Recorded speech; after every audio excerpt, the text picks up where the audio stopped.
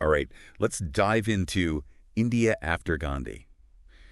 We're going to be looking at excerpts from this book Okay. and really exploring what India was like right after they gained independence. Right. And, you might think you know this story, but Yeah. there's a lot of surprises. Oh, yeah, absolutely. Yeah. So what's really interesting about this period is it's so much more than just, names and dates and stuff like that. Right. It's really about understanding Yeah. the core DNA of modern India. All the challenges of nation building Right. and the echoes of partition and, Right.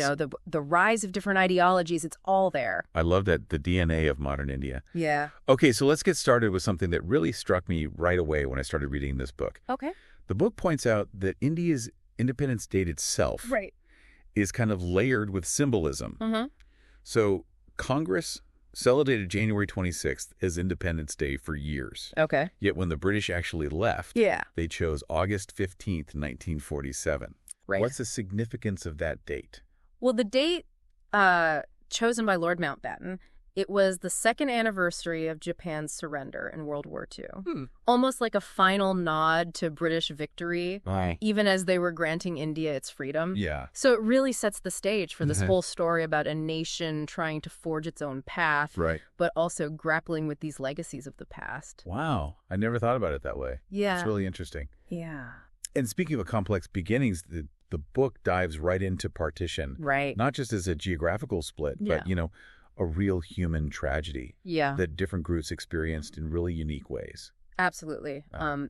Take the Sikhs, for instance. Sorry. They were initially hoping to just kind of remain in their homes. Okay. But as the reality of partition set in, they really felt trapped between Hindus and Muslims. Right. This even led to demands for a separate Sikh state called Khalistan, Mm. which the book tells us wasn't really taken seriously at the time. They felt abandoned by the British, tolerated by Congress, and taunted by the Muslim League. Can you explain for our listener what the Muslim League is? Oh, of course. The Muslim League was a political party that was advocating for the creation of a separate Muslim state, Okay. which ultimately became Pakistan. Okay. So they played a key role in the events leading up to partition. Gotcha. Thanks for clearing that up. Yeah. It's heartbreaking to read about the violence and displacement, especially what happened to the Mayos. Right. They were a Muslim farming community near Delhi, Yeah. and the book says that they were targeted despite their syncretic practices, Right. which actually blended Hindu and Muslim traditions. Yeah. It seems like such a tragic example of how division just overshadows Absolutely. even the most harmonious ways of life. It really is. And Gandhi recognized this tragedy. Yeah. He was tirelessly working to try to quell the violence. Right. He even saw justice for Muslims in Delhi as a prerequisite for peace in Punjab. Contrast that with Nehru's approach, which was sometimes colored by distrust Yeah. towards certain groups like the RSS. Can you explain for our listener what the RSS is? Oh, sure. The RSS stands for Rashtriya Swayamsevak Sangh, Okay. and it's a Hindu nationalist organization. Gotcha. Nehru saw them as deeply connected to the violence. Right. He even called them the illegitimate child of other Hindu nationalist organizations. Wow. But Gandhi, he urged his followers to reform the Congress from within Okay. if they disagreed with its direction. So you see two very different perspectives on how to navigate the rise of this ideology. Right. So on one hand, you have this just chaos and violence of partition. Right. And on the other, you have these ideological clashes brewing. Yeah. And then, of course, there's the immense refugee crisis. Right. Millions displaced. Syrians, yeah. The book focuses on the Kurukshetra camp, Okay. where refugees are just desperately longing for land, Right. a place to start over. Yeah. I can't even imagine the scale of suffering. It's hard to fathom, right? Yeah. What was it like for those millions of people?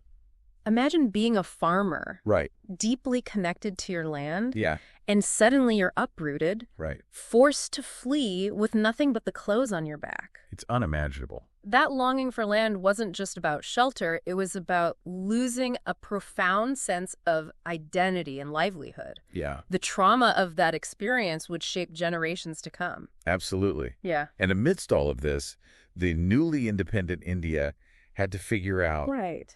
how to integrate the princely states. Yeah. These territories ruled by Maharajas and Nawabs. Yeah, and here's where it gets really interesting. Okay. Some rulers resisted integration. Okay. The Nawab of Bhopal, for example, Yeah. was a close friend of Mountbatten. All right. But even that couldn't bridge the political divide. Wow. He felt betrayed by the British. Right. And even more so by potentially having to submit to Congress. Wow. You know, it was a huge... And then there's the story of the Maharaja of Jodhpur. Oh, yeah. Literally pulls out a revolver in defiance. Before ultimately acceding.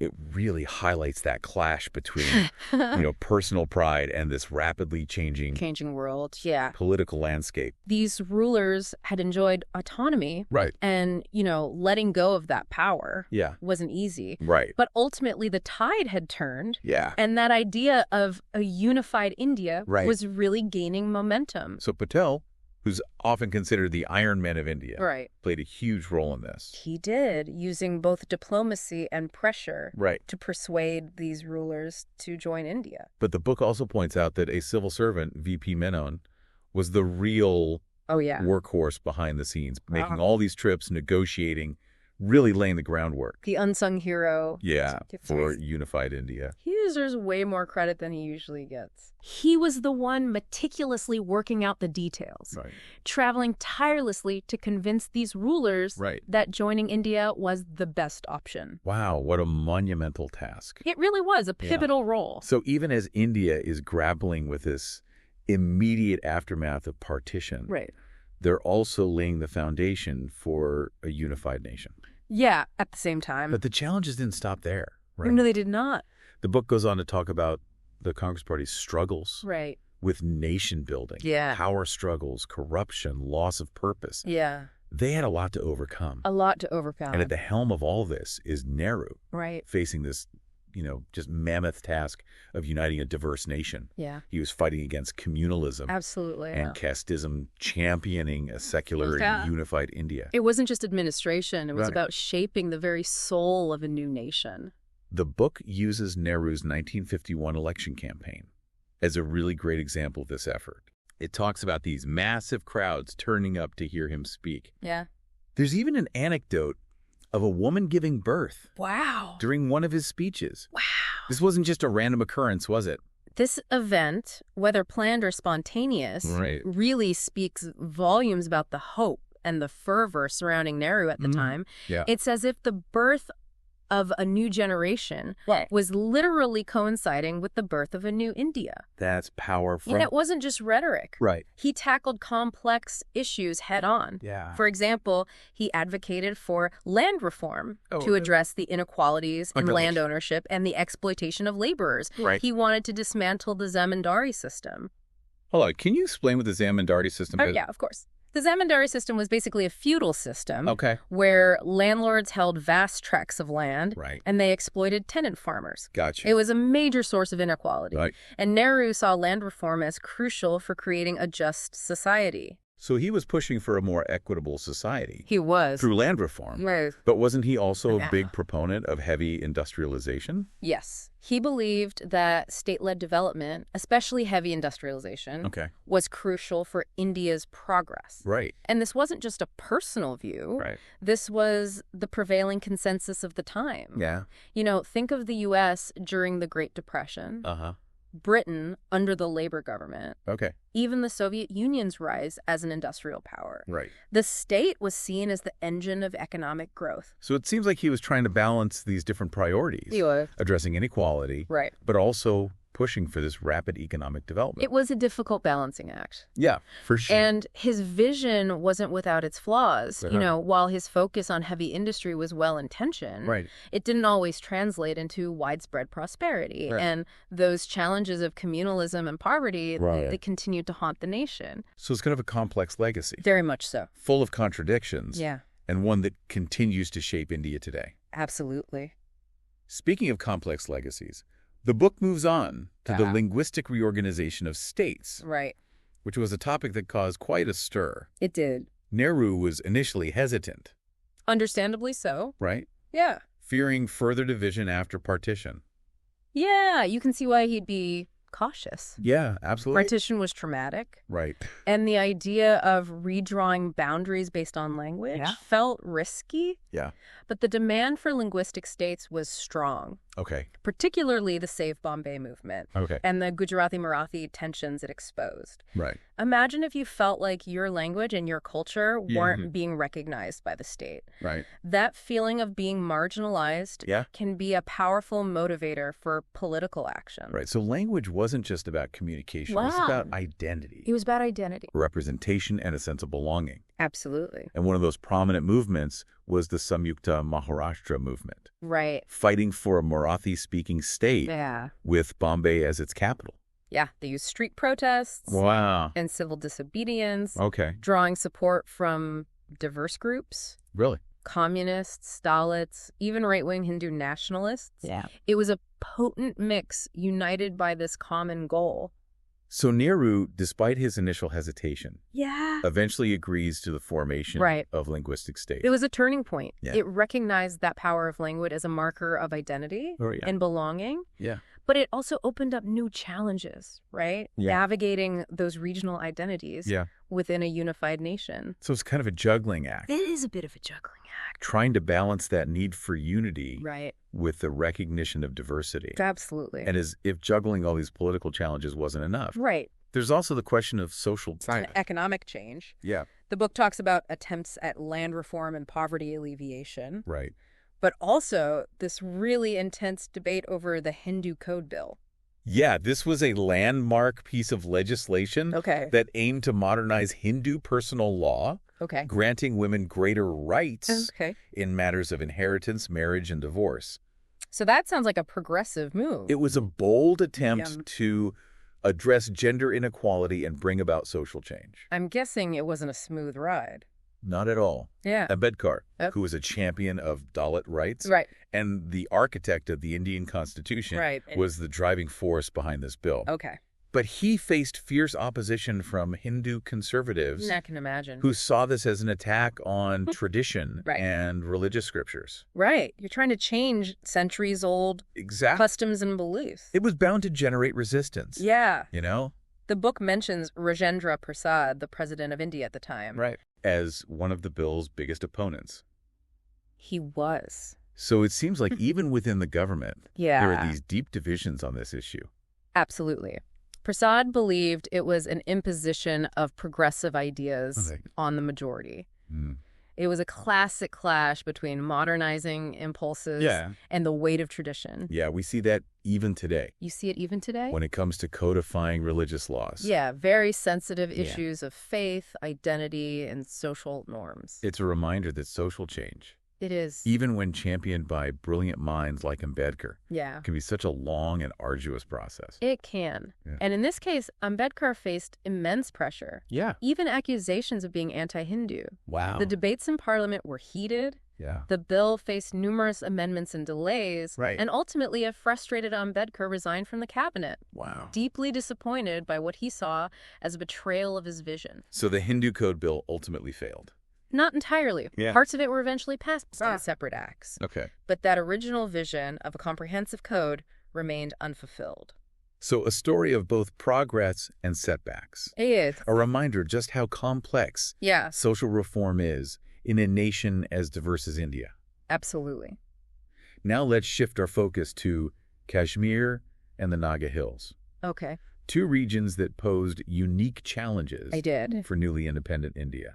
Kashmir, with its ambiguous status and that ongoing dispute with Pakistan, was particularly thorny. Yeah. The book does a great job of highlighting those differing perspectives of India and Pakistan on that 1947 tribal invasion. And then there's Sheikh Abdullah. Right. A towering figure in Kashmiri politics who played such a complex and often controversial role. Very complex. Can you tell us more about him and his relationship with Nehru? Abdullah was a fascinating character. Okay. He was initially pro-India, but his vision for Kashmir wasn't always aligned with Nehru's. Okay. And you see that tension in the book's account of their conversations. Yeah. And that growing dissent within Kashmir, particularly in the Poonch district. The book mentions Nehru considering various options for settling the Kashmir dispute, including a plebiscite and even partition. He considered a lot of different options. Did anything come of those considerations? Unfortunately, no. Okay. The situation remained volatile. And the mistrust between India and Pakistan just deepened Abdullah's arrest in 1953, which was orchestrated by Nehru himself. Wow. Further complicated matters, and it led to a sense of betrayal among many Kashmiris. So it's this complex web of political maneuvering. It was. And conflicting interests, it sounds like. And the legacy of those decisions right. continue to shape the situation in Kashmir today. Yeah, absolutely. Yeah. Let's turn our attention to the Naga Hills. Okay. The book describes the Nagas as fiercely independent, with this unique history of autonomy. Yeah. They were largely outside the fold of the Indian national movement. Right. What was their relationship like with the British? They had a relatively peaceful relationship with the British. Okay. The British adopted a kind of paternalistic approach, aiming to protect them from what they saw as the corruptions of the modern world. Interesting. So things changed after independence. Things did change. What led to that? The rise of Ayan Fizo and the demand for an independent Nagaland led to a violent insurgency. The book details the violence and counter-violence, including the killing of T. Sakri, who was a moderate Naga leader, and the brutal death of an old man at the hands of Indian soldiers. It's a stark reminder of the human cost of conflict. It is. Where even the innocent become victims. Absolutely. And it highlights those challenges of nation building, especially in regions with these distinct identities and aspirations.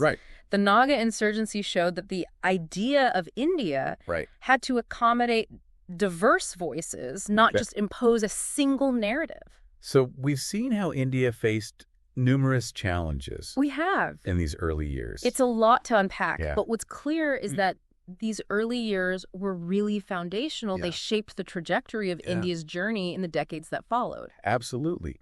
And that brings us to a pivotal moment in India's post-independence history. The emergency form. The book describes a series of events leading up to this really dramatic turn. Growing political instability challenges to Mrs. Gandhi's leadership. Even a court case against her. Imagine a nation grappling with economic challenges, social unrest, and political fragmentation. That was the backdrop against which Mrs. Gandhi found herself facing mounting pressure. So she's surrounded by opposition. She was. And facing this potential political crisis. And then on June 26, 1975, she declares a state of emergency. She did, citing threats to national security and what she called a deep and widespread conspiracy. She suspended civil liberties and launched this crackdown on dissent. Can you tell us more about what the emergency was actually like? It was a time of fear and uncertainty. Censorship was imposed. Political opponents were arrested. Fundamental freedoms were curtailed. The government exerted control over the media. And there was this pervasive sense of paranoia. For many, it felt like democracy itself was under threat. One of the most controversial aspects of the emergency was this forced sterilization campaign, which targeted the poor and marginalized. The book mentions the Turkmen Gate incident as a particularly brutal example of this campaign. It was a horrific example of the state's overreach during the emergency. The police, under the guise of slum clearance, forcibly evicted residents, primarily Muslims, from the Turkmen Gate area of Delhi. There were allegations of widespread violence, including forced sterilizations, which left many traumatized and displaced. This incident became a symbol of the emergency's brutality and its disproportionate impact on marginalized communities. So it sounds like a dark chapter in India's history. It was a dark chapter. Did Mrs. Gandhi offer any justification? She did. She claimed the emergency was necessary to restore order, to curb corruption, and to address the economic crisis. Did people believe her? Well, some did. They saw these actions as necessary to address the challenges that the nation was facing. Others viewed it as a blatant power grab, a way to consolidate her authority and silence dissent. The book does a good job of presenting both sides. It does. It leaves it to the reader to form their own conclusions. And what happened after the emergency? Well, the emergency backfired. While it seemed to initially quell dissent, it ultimately created a wave of resentment that led to her defeat in the 1977 elections. Wow. So it didn't work out the way she planned. It didn't. The Janata Party, which was a coalition of opposition groups, came to power. They did. Promising to restore democracy and hold those responsible for the excesses of the emergency accountable. Exactly. So the emergency was a turning point. It was. Both for Mrs. Gandhi and for Indian democracy. It showed the dangers of unchecked executive power and how important it is to safeguard those civil liberties. But it also showed the resilience of Indian democracy. You know, the people ultimately rejected authoritarian rule and they voted for a change in leadership. And that brings us to the final theme we'll cover in this part of our deep dive. Okay. The rise of Hindu nationalism. Okay. Can you give us a little background on this movement?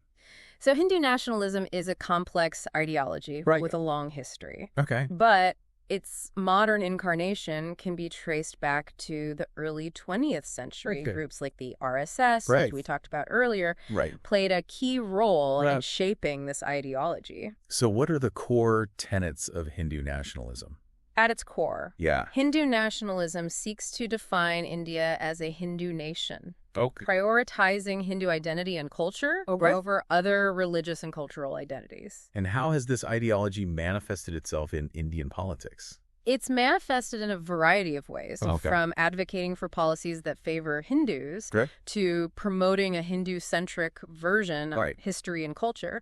It's also played a role in communal tensions and violence, as seen in the Babri Masjid demolition, which we'll talk about in more detail later. So Hindu nationalism has been this powerful force in Indian politics. It has. Shaping the political landscape. It has. And influencing the course of events. It continues to be felt today. Well, it seems like we've covered a lot of ground. We have. In this first part of our deep dive. A lot of ground. We've journeyed from the euphoria of independence to the trauma of partition. From the challenges of nation building to the rise of new ideologies and the complexities of social and economic change. It's been a fascinating exploration of this really pivotal period in India's history. Join us for part 2, where we'll delve deeper into the post-Nehru era. We'll look at the rise of regional parties, the 1971 war with Pakistan, and the assassination of Indira Gandhi. Wow. Welcome back to our deep dive into India after Gandhi. Last time we covered a lot of ground. We did. From partition to the emergency. And it seems like there's still so much to unpack. Oh, absolutely. India's story after independence is just filled with the twists and turns. As we move into the post-Nehru era, the book really highlights how India's political landscape becomes even more dynamic with the rise of regional parties and a real shift in that balance of power between the central government and the states. This almost feels like a whole new chapter. It does, doesn't it? Yeah, like the rules of the game are changing. Exactly. And that's reflected in the emergence of figures like Pratap Singh Kairon in Punjab and Bakshi Ghulam Muhammad in Kashmir. Both of them known for their strong-arm tactics. And they enjoyed Nehru's support, despite controversies surrounding their governance. So it's this clash between the idealism of the early independence movement and the pragmatic reality. The realities, of governing a complex and diverse nation. Absolutely. It's about adaptation, finding new ways to kind of hold this vast and diverse nation together. And then you have the 1962 election, which the book portrays as a real nail-biter. It was a close one. Krishna Menon, the controversial defense minister, was facing off against J.B. Kripalani, a veteran politician supported by the opposition. Menon, despite facing criticism over the war with China, ultimately wins. He does. What does that tell us about the political climate at the time? It really shows that enduring power of the Congress Party, but also those anxieties and discontent were brewing within the nation. Remember the shadow of that China war loomed large? There was a sense of national introspection, a questioning of India's place in the world. It's almost like that defeat shook India's confidence. In a way, on the world stage. And it's against this backdrop that India's nuclear ambitions start to take shape. The book highlights this debate. Raging within the government. Should India develop nuclear weapons? Figures like Krishna Menon were very much in favor. They argued that it was essential for India's security in this really volatile world. Yeah, you can see how that war with China would have fueled that line of thinking. Absolutely. But wasn't Nehru initially resistant? He was. He saw nuclear weapons as immoral. Right. And a threat to world peace. Okay. But even he began to rethink his position as the Cold War intensified. Right. And you had these regional tensions. So these external events, especially the Cold War, had such a profound impact on these internal debates and decisions. They shaped India's thinking. Yeah. One of the key moments in this whole debate was the 1964 Lok Sabha debate on the nuclear issue. Okay. Imagine the tension in the room. Shastri, who was the home minister at the time, delivers this speech that, while maybe lacking the charisma of some of the proponents, ultimately led to the resolution being defeated. Wow. It was the close call, and it shows how divided the government was over this really pivotal issue. So even though the resolution is defeated, the debate itself signals that India is seriously considering they're starting to think about it. Nuclear options. It was a turning point in India's strategic thinking, and it really laid the groundwork for future developments in their nuclear program. Okay, so moving on from nuclear anxieties, the book also delves into the language issue. Yeah. Something that always seems to be a source of tension in India. It's a reminder of how language can be this potent symbol identity, and how India has had to constantly negotiate that linguistic diversity within its framework of unity. 1965 was a particularly sensitive year because it marked the end of that 15-year grace period for the adoption of Hindi as the official language. Yeah, I can imagine that caused quite a stir. It did. There were protests, anxieties about Hindi imposition, and this resurgence of those regional identities. Yeah, it's like the nation is being pulled in these different directions. In different directions, The desire for unity versus this assertion of distinct linguistic and cultural identities. Exactly. So how did the government navigate this really complex issue? It was a balancing act.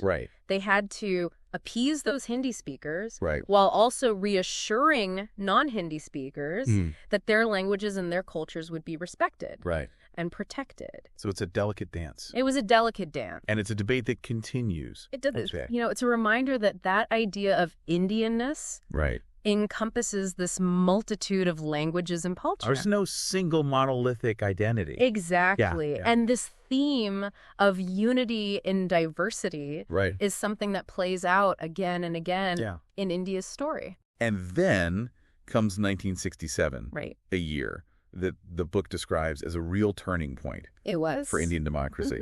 For the first time since independence, the Congress Party faces serious setbacks. They do. In the general elections. Yeah, what happened? Yeah. Well, a lot of factors were at play. There was this growing sense of disillusionment with the Congress Party. They were seen as increasingly corrupt and out of touch with the needs of the people. The economic situation was also a factor, with rising prices and unemployment fueling that discontent. But maybe the most significant factor was the rise of those regional parties.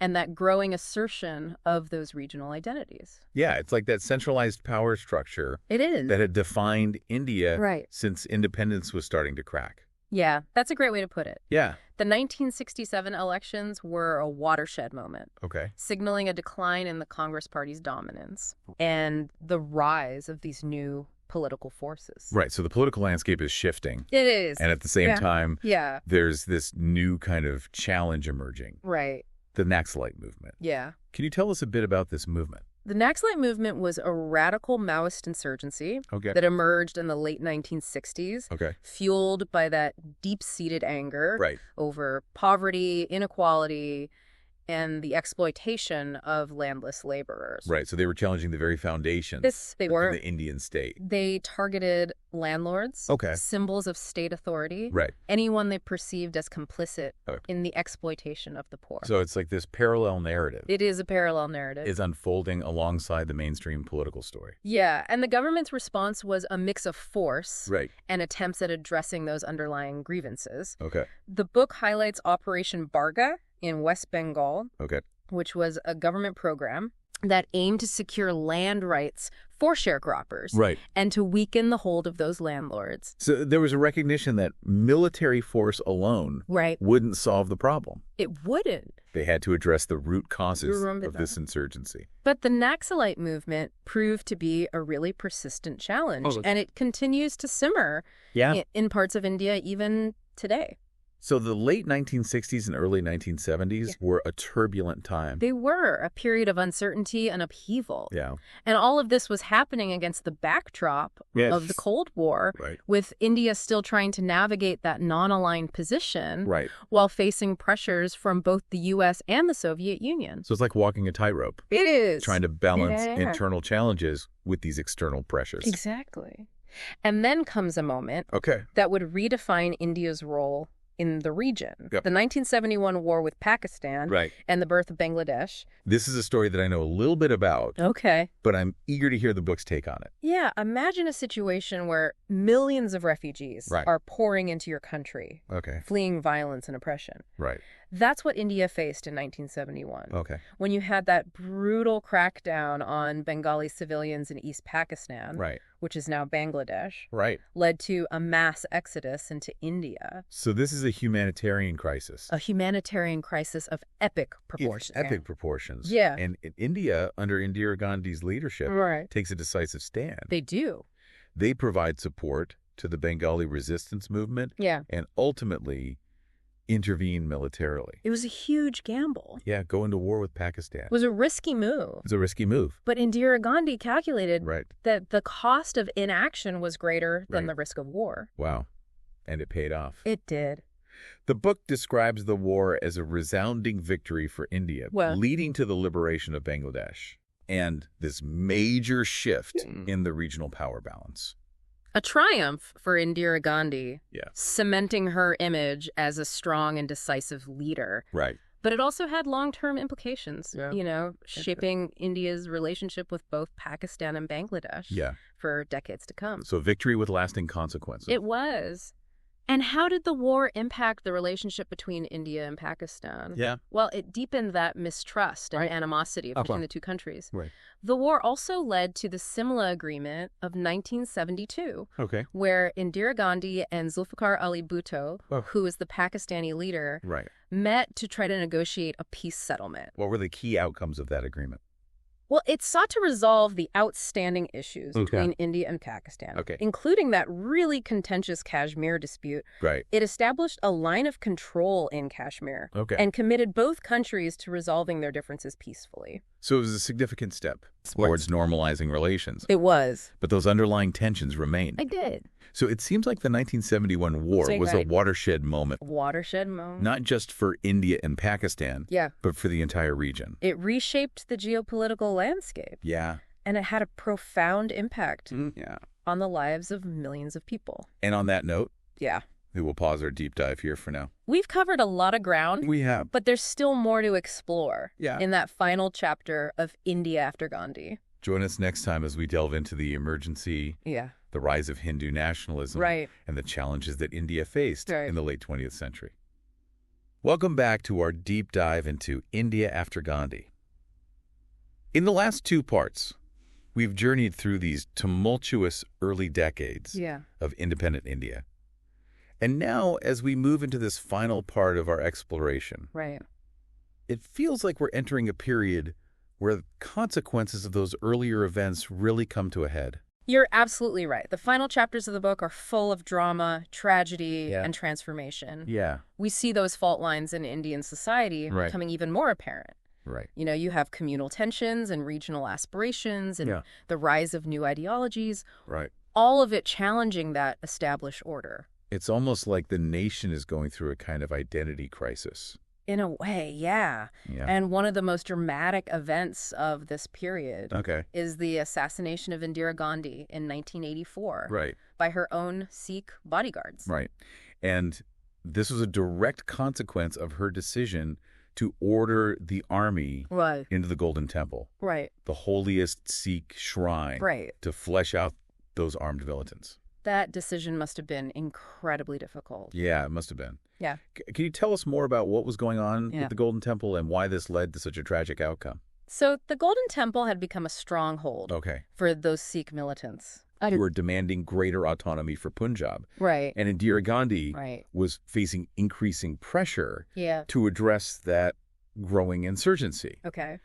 She made the decision to send in the army, believing that it was the only way to restore order. Right. However, the operation, which was codenamed Operation Blue Star, was deeply controversial. Okay. Many Sikhs saw it as a sacrilege. Right. An attack on their holiest site. Right. And the fact that it was carried out during a major Sikh festival just further inflamed tensions. So the operation itself created this deep sense of resentment and anger within the Sikh community. Right. And tragically, that anger manifested itself in the assassination of Indira Gandhi just a few months later. And the book describes the assassination as a turning point. It was. A moment that unleashed this wave of violence and really shook the nation to its core. It was a national tragedy, and it exposed that fragility of communal harmony in India. Right. The assassination triggered a wave of anti-Sikh violence, particularly in Delhi,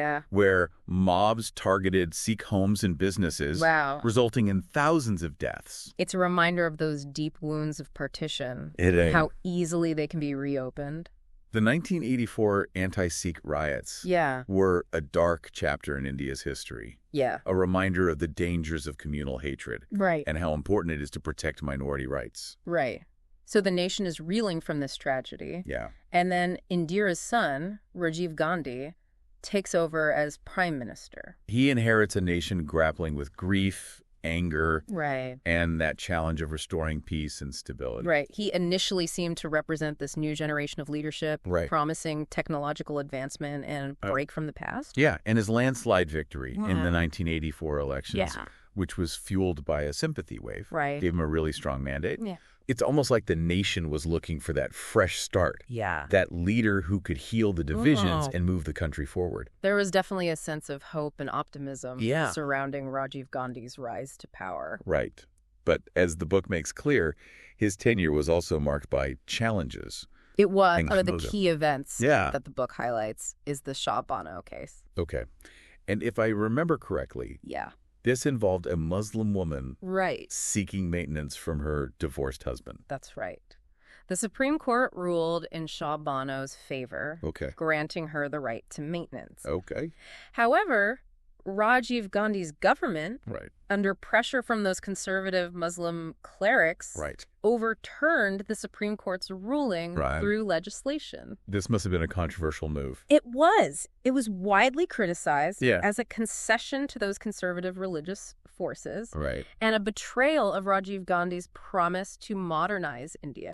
So on one hand, he's pushing for technological advancement and economic liberalization. But on the other hand, he's making decisions that seem to appease. It's that classic example of the complexities of governing a diverse nation like India. You know, you're constantly trying to balance those competing interests and appease those different constituencies. The book also talks about the economic reforms initiated by Rajiv Gandhi. This shift towards liberalization and a greater role for the private sector. Can you tell us more about those reforms? These reforms were a significant departure from that Nehruvian model of state-led development, and they laid the groundwork for that more sweeping economic liberalization that took place in the 1990s. Rajiv Gandhi's government reduced those bureaucratic hurdles, encouraged foreign investment, and promoted technological innovation. So it's a move towards a more market-driven economy. Exactly. And those reforms had a significant impact. They boosted economic growth and opened up the Indian economy to the world. But they also had their critics who argued that they exacerbated inequalities and benefited the wealthy at the expense of the poor. So a mixed bag, as with many economic reforms. Yes, and that debate over economic liberalization in India continues to this day with those different perspectives on its impact on the country's economy and society. And then, of course, there's a Ram Janmabhoomi movement that we touched upon earlier. Can you remind our listener? So the Ram Janmabhoomi movement was a campaign by those Hindi nationalist groups to build a temple at the site of the Babri Masjid, which was a mosque that they believed was built on the birthplace of Lord Ram. This movement mobilized those Hindu nationalist sentiments and tapped into those really deep-seated religious emotions. It culminated in the demolition of the Babri Masjid in 1992 by a mob of Hindu activists. Wow. Which triggered that widespread communal violence across India. And this event must have been a huge blow to India's secular fabric. It was a pivotal moment. It marked the ascendance of the BJP as a major political force. And it highlighted the power of those religious appeals in Indian politics. It also exposed those deep communal fault lines that run through Indian society. So these final decades covered in the book are a period of intense change and upheaval marked by these political assassinations, communal violence, economic reforms, and the rise of new political forces. It's a period that captures those complexities and contradictions of India's journey after Gandhi. And as we wrap up this deep dive into India after Gandhi, what are some of the key takeaways that you would leave our listener with? I think India's story after independence is a testament to the nation's resilience, its capacity for reinvention, and its enduring struggles to balance its many identities and aspirations. It's a story of triumphs and setbacks. It is. Of idealism and pragmatism. Of unity and division. And it's a story that continues to unfold. It does. With new chapters being written every day. It's a reminder that history isn't just a collection of facts and dates. It's this living narrative. It is. That shapes who we are and the choices that we make. I couldn't agree more. And India After Gandhi is a book that really brings that history to life. It offers insights and perspectives that will stay with you long after you finish reading it. Absolutely. And on that note, we'll wrap up our deep dive into India After Gandhi. Okay. Thank you for joining us on this exploration of India's fascinating and ever-evolving story.